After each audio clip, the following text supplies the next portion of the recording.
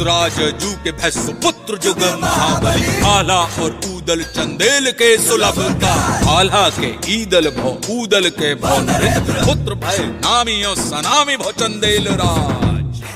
महोबा के कवि कुल श्रेष्ठ जगनायक या चारण जगनिक राव द्वारा लिखित परमाल रासों की इस अमर वानगी में उल्लेख है बुंदेलखंड के दो असीम शूरवीरों का। नमस्कार, 92.7 बिग एफएम पर मैं आशुतोष राणा धरोहर में आज आपको सुनाऊंगा चंदेल कालीन लोक महाकाव्य आला खंड में वर्णित रणबांकुरे आला ऊदल की अमर कहानी। मेरी मिट्टी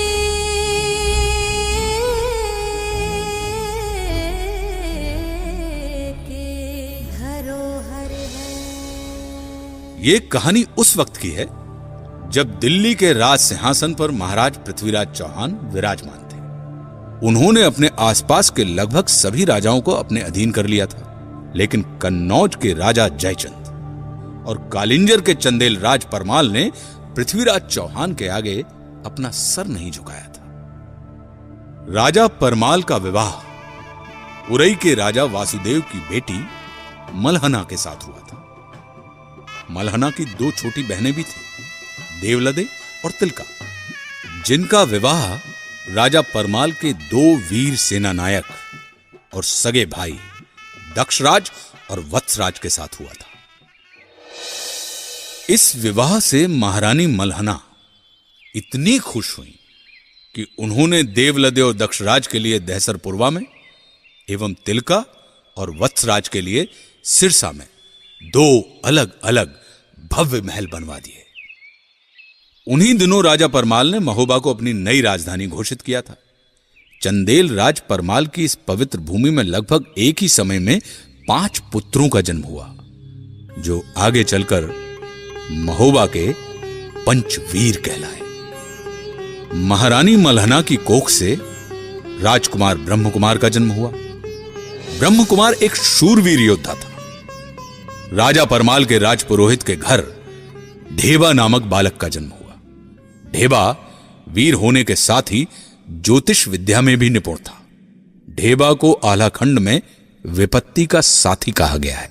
उसने हर विपत्ति में अपने मित्रों का साथ निभाया। ढेबा के बारे में अलहत यानी आला गाने वाले आज भी ये गाते हैं, विपत्तिया के ढेबा है ऐसो मीत मिलन को ना, विपत्तिया के ढेबा है ऐसो मीत मिलन को ना।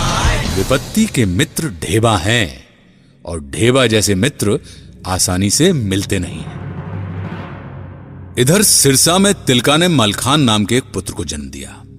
कहते हैं कि मलखान का शरीर वज्र की तरह कठोर था और युद्ध भूमि में वो अंगद की तरह पांव जमाकर लड़ता था। क्या पांव पिछाड़ी तैन न जाने जंगा टेक लड़े मलखान, यानी पांव को पीछे नहीं जाने देता था और अपनी जांघों को टेक कर लड़ता था मलखान। इधर दहसरपुरवा में देवलदे ने भी एक पुत्र को जन्म दिया, जिसका नाम आल्हा रखा गया। आल्हा के बाद देवलदे एक बार फिर से गर्भ से हो गई और तभी जब वो गर्भ से थी तो एक दिन मांडोगढ़ के बघेल राजा ने महोबा पर आक्रमण कर दिया।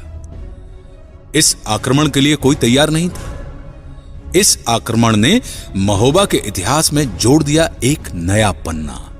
इस आक्रमण ने एक नए समीकरण को जन्म दिया। क्या हुआ था बताऊंगा कुछ ही देर में। सुनते रहिए 92.7 बिग एफएम पर धरोहर, मध्य प्रदेश की माटी से जुड़ी कुछ दिलचस्प कहानियां मेरे यानी आशुतोष राणा के साथ। मेरी मिट्टी की धरोहर है। एक बार फिर से स्वागत है आप सभी का धरोहर में। मैं आशुतोष राणा सुना रहा हूं कहानी आपको आला ऊदल की। मेरी मिट्टी की धरोहर है। मांडवगढ़ के बघेल राजा ने महोबा पर आक्रमण कर दिया और चंदेल राज परमाल के भाई दक्षराज और वत्सराज को कैद कर लिया। उन्हें बंदी बनाकर वो मांडवगढ़ ले गया। लेकिन इस पर भी बघेल राजा की क्रूरता का अंत नहीं हुआ। उसने दोनों भाई दक्षराज और वत्सराज को मारकर उनका सिर बरगद के वृक्ष पर टांग दिया। आज भी अलह तो उल्लेख करते हैं कि टंगी खुपड़िया है बरगद पर बरखा सहे शीत और घाम, और आधी रतिया की बेला में रोबे ले अला को नाम। पिता की मृत्यु के कुछ महीने बाद ऊदल का जन्म हुआ।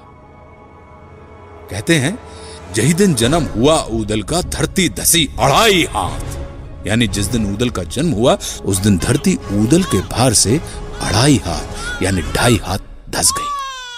लेकिन ऊदल की माता देवलते खुश न थी।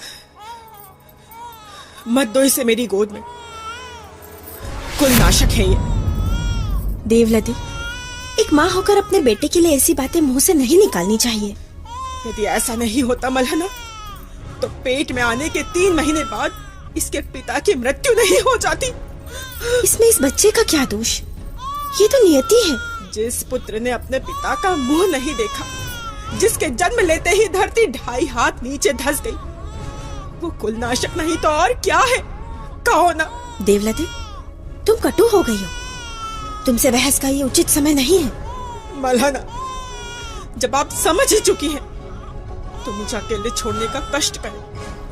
हाँ बिल्कुल, आज से मैं इस बच्चे की माँ हूँ, अपने साथ ले जा रही हूँ इसे। पर एक बात याद रखना देवलते, आगे चलकर यही बालक राज्य का नाम रोशन करेगा और अपने पिता की मौत का बदला लेगा। ये धर्म की माता है मालन ने जो ऊदल को दियो बचाए।